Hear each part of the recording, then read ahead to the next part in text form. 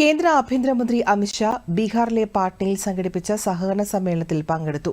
സഹകരണ വകുപ്പിന്റെ വിവിധ പദ്ധതികളുടെ ഉദ്ഘാടനവും അദ്ദേഹം നിർവഹിച്ചു. മുൻ മുഖ്യമന്ത്രി ലാലു പ്രസാദിനെതിരെ രൂക്ഷ വിമർശനമാണ് അമിത്ഷാ ഉയർത്തിയത്. ബീഹാറിനായി നരേന്ദ്രമോദി സർക്കാർ കൊണ്ടുവന്ന വികസന പദ്ധതികളെക്കുറിച്ചും അദ്ദേഹം വിശദീകരിച്ചു.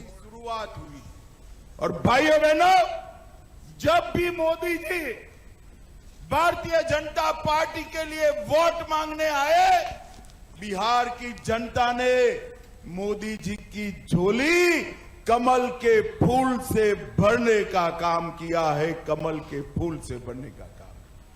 और मोदी जी ने भी पीछे मुड़कर नहीं देखा।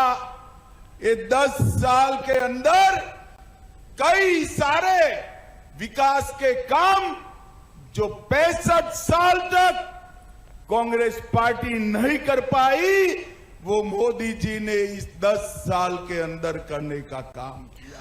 അടച്ചുപൂട്ടിയ പഞ്ചസാര മില്ലുകൾ പുനരാരംഭിക്കുമെന്നും അദ്ദേഹം പറഞ്ഞു. ഭീകരതയും നക്സലിസവും അവസാനിപ്പിക്കുമെന്നും അദ്ദേഹം പ്രഖ്യാപിച്ചു.